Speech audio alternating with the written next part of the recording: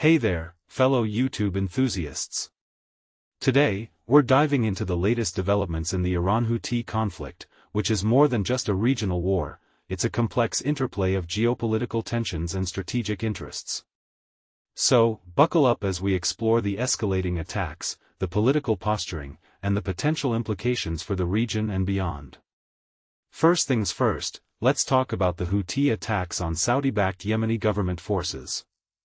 The Yemeni state media reported that Houthi rebels launched fresh missile and drone strikes on Saudi-backed troops in Marib, a day after a series of attacks left dozens dead and wounded.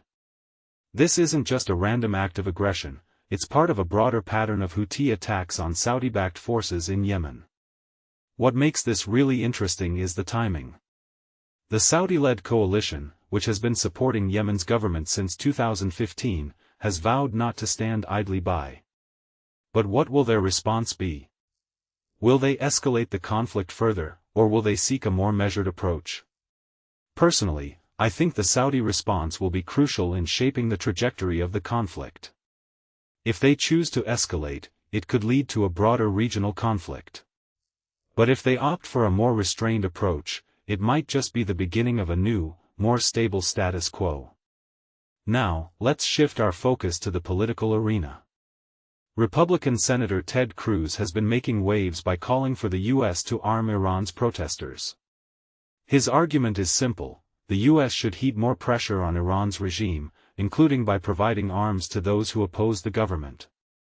Cruz's stance raises a deeper question: what is the U.S.'s role in the Iran-Houthi conflict?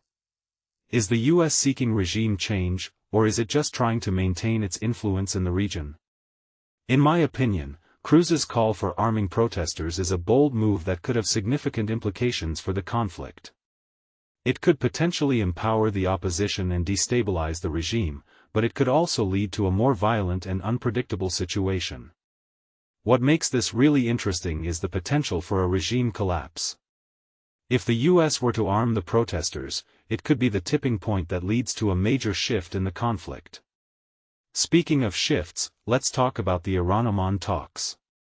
According to Iran's state news agency, Iran and Oman are close to agreeing on new arrangements for the Strait of Hormuz, but not for a full reopening of the vital waterway.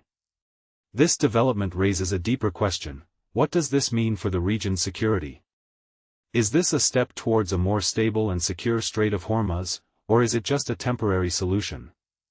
From my perspective, the Iran-Oman talks are a significant development that could potentially ease tensions in the region.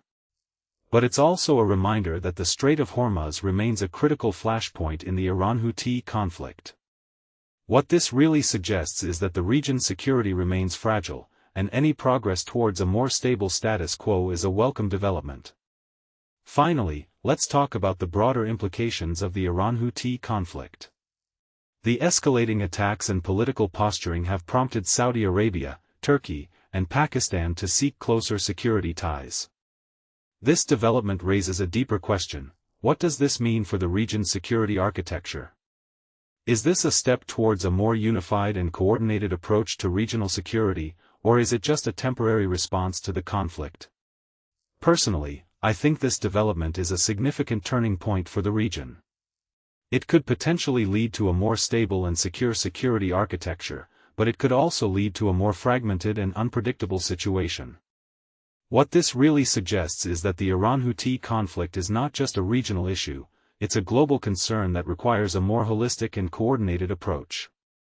In conclusion, the Iran-Houthi conflict is a complex and multifaceted issue that requires careful consideration and analysis.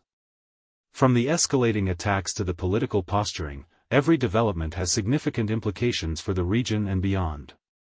As we continue to monitor the situation, it's crucial to keep an open mind and consider all the potential outcomes.